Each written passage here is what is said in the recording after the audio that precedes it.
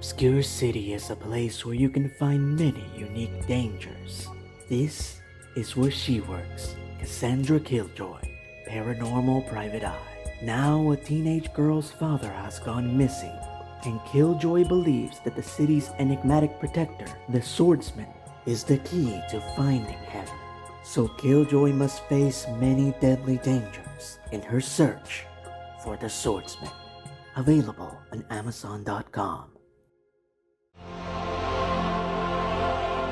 Even extraordinary cartoons can have extraordinarily bad episodes, and when that happens you get InepToons. Avengers Earth's Mightiest Heroes, one of the greatest superhero cartoons of all time. Right up there with Batman the Animated Series, Spectacular Spider-Man, Justice League, and X-Men. But even the best can still have a little flaw. And in the case of EMH, that little flaw was Ant-Man. Most of the time, the character wasn't bad. It's just that the creators elected to portray him as a pacifist. And fighting crime is a profession that naturally invites conflict. So the guy was just a walking contradiction. Hell, even voice actor Wally Wingert admitted that this didn't make any sense. And then good old Hank created Ultron, a peacekeeping robot who turned on the Avengers, killed Thor, don't worry, he got better, and nearly destroyed the world. So, suffice it to say, the Ultron incident broke Hank. And while he did help the Avengers fight Loki during the season 1 finale, for the most part he was seemingly retired from superheroing. But the creators kept hinting that Hank's self-imposed excommunication from the Avengers was going to lead to something. And boy, it did. So fanboys and fangirls, from Avengers Earth's Mightiest Heroes, this is Yellowjacket. So our episode begins with Iron Man and Wasp visiting Hank at Greybourne College, as he claims that he has invented a new and improved version of his micro-prison, aka the Big House. Only this new version will be so small that it will be subatomic, so if the prisoners escape, they will literally have nowhere to go. However, our heroes find Hank looking really rough, and it is evident that he hasn't left his lab for weeks, and is just murmuring aimlessly like a madman, all the while walking around with an unshielded quantum annihilator in his hand. Do you guys just put the word quantum in front of everything? Alright, the signs are ever present. It's time to take Hank to a nice quiet facility with very soft walls, where he will be provided with the proper counseling and medication that will help him get past his current psychological hurdles. Nope! Iron Man and Wasp just leave. Two of the greatest heroes of all time see their friend and colleague in the worst state he's ever been, waving a doomsday device around like it's a pom-pom, and they just leave. Gee, I hope nothing bad happens.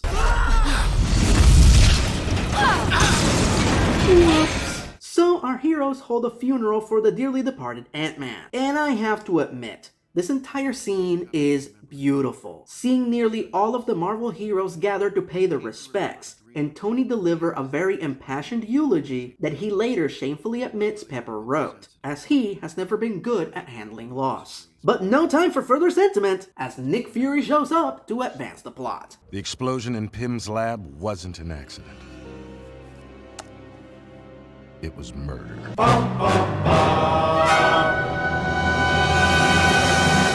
And so the Avengers get to avenging, as they diligently search for Hank's killer. Iron Man has Jarvis analyze everything in Hank's lab, and discovers that his most recent file activities were focused on the Serpent Society. So Tony concludes that they are the guilty party. There's just one itty-bitty little flaw with that theory, and that is that it's f***ing stupid. Whomever killed Hank by setting off the quantum annihilator was very smart and had intimate technical knowledge of Hank's work. The Serpent Society have neither of those things. They're just a bunch of thugs dressed like snakes. They don't have enough brain cells between them to set the timer on a microwave, let alone rig a quantum annihilator to explode on cue. But no, Iron Man is suddenly an idiot, and the Avengers just go along with it. And so the search for the Serpent Society begins. Captain America and Black Panther track Constrictor to Yancey Street, where they find him being attacked by a mysterious shadowy figure with a gun. And thus, we finally meet our eponymous character,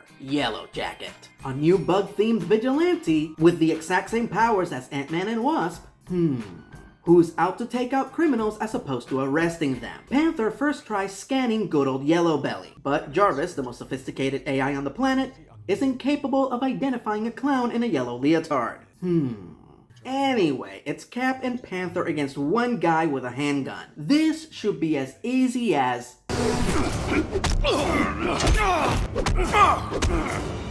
Oh, come on!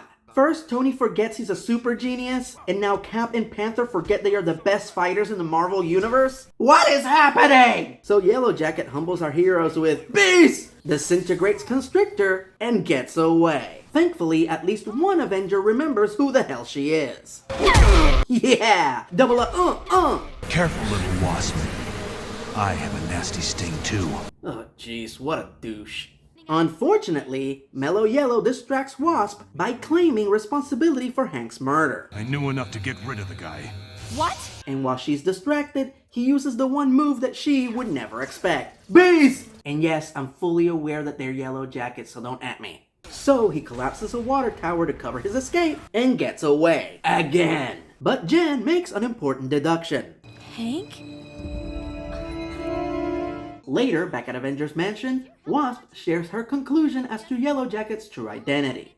Unfortunately, her teammates don't believe her, because they are now idiots. Panther even mansplains to her that it couldn't possibly be Hank because his energy signature and body type are different. Yes, there is no way that Hank Pym could just put on a new suit with a new energy signature. And it's not like Hank's main superpower is to change his size and his weight. But I digress. We cut to later that day, where we find Hawkeye watching TV, while he waits for the others to search for Yellowjacket with Tony's satellite array. The Purple Archer watches a report on the Golden Goober's one-man war against the Serpent Society, as he apparently already took out Bushmaster and Death Adder while the Avengers were sitting in their mansion twiddling their thumbs. Also, the media seems to be 100% okay with Yellowjacket brutally murdering supervillains. Sounds like a hero to me. Right. Thus, they reach out to Hawkeye for a comment. Get that camera out of my face. When it's good news, Tony always gets interviewed looking like a movie star.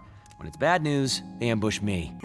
Okay, that's pretty funny. At that very moment, Jarvis informs them that Thor has found Yellowjacket. Cut to Thor! We catch up with the God of Thunder as he witnesses Yellowjacket disintegrate King Cobra. Oh, Yellowjacket, you're so totally screwed. Wait, hold on. What the? First, he outsmarts Tony's technology, then he outfights Cap and Panther, and now he can outmaneuver Thor and dodge his lightning? What is happening? Next, he'll probably brag about his hammer. Ugh, what a douche. But then, not only does he disintegrate Mjolnir in mid-flight, but he also disintegrates Thor. The rest of the Avengers arrive way too late and surround him. And this is when Wasp finally does what she should have done during the scene when he first appeared. You're not Yellowjacket. You're Hank Pym. Yeah, great detective work, Nancy Drew. It's not like he was the only suspect. Also, I would like to take this time to point out that Hank Pym just disintegrated Thor. This is the same guy whose entire trauma started when Ultron, his invention, disintegrated Thor. Seriously? In spite of the identity reveal, tensions still mount, and Tony and Hank fire at the same time. And Tony's repulsor ray mixes with Hank's disintegrator ray, and they all get disintegrated.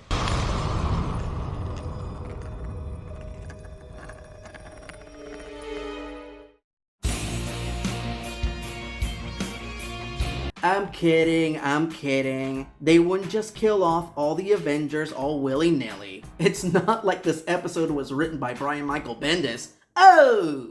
No. In truth, the Avengers and everyone Hank zapped with his ray gun got shrunk down and transported into his new micro-prison. Furthermore, the Yellowjacket gun was the only way in and out of the prison, and the gun didn't teleport with them. So now, they are trapped. Nice!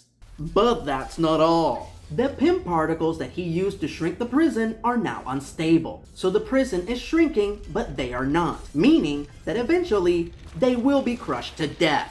But that's not all! The Serpent Society have now escaped from their cells and are attacking the Avengers, cause a collapsing prison in the microverse is the perfect setting for a random brawl. Suffice it to say, they need Hank to get his head out of his yellow spandex covered ass and science them out of there before they are all compacted into a singularity. I'm not Hank! I'm everything Pym couldn't be. Yeah. Hank has gone bye-bye, Egon. Anyway, it's not until Jan's life is threatened that Hank officially snaps out of it and finally does something useful. And yes, this is most definitely an example of women in refrigerators. That's just great. So, apparently Hank's gun was isomorphically keyed to his very specific bioorganic signature, meaning that he was the only one who could use it. So, he uses the scan of his biosignature that Panther got earlier and transmits it to his gun using Tony's arc reactor to amplify the signal, basically operating the gun via remote control but instructing it to work in reverse. Or in layman's terms, I've reversed the polarity of the neutron flows. Also, it's important to note that this could kill Tony, but who gives a shit? And so it worked. The Avengers and the Serpent Society get out, and Hawkeye and Cap fist bump each other so us fans can make this clip into a wonderful GIF. And yes, I say GIF, not GIF, because GIF stands for Graphics Interchange Format, not Graphics Interchange Format. So there you go. Anyway, the day is saved. No thanks to the Yellowjacket, and our heroes reconvene at the mansion after dropping off the villains at a proper prison. And this is when Wasp asks Iron Man to let Hank back on the team. Yeah, how about no? Are you kidding? This crazy ass son of a bitch faked his own death for no reason, was 100% okay with the general public thinking that he was a murderer, and even though he didn't actually kill anyone, he did kidnap them and hold them in a private prison against their will, which is a crime! Not to mention that if the Avengers hadn't intervened, he would have accidentally crushed the Serpent Society to death via the unstable Pym particles that he used to shrink the prison. There is no way that Tony will agree to this. But the New York Police Department is reporting a throng of mole people spilling from Madison Square Garden. Bet I bag more mole people than you do, Stark. Wait, you're not going to stop him? Ugh. I really hate this episode. The sad thing is that the build-up to it was really good. Seeing Ant-Man go through an existential crisis as he tries to figure out who he is, a scientist or a superhero. Unfortunately, the conclusion of which was just so forced and so random that it unravels the whole arc, and it truly feels like Ant-Man died. And then on top of that, Yellowjacket does very little after this, outside of occasionally shrinking something or getting punched in his stupid face, which honestly, I could watch all day. What a douche.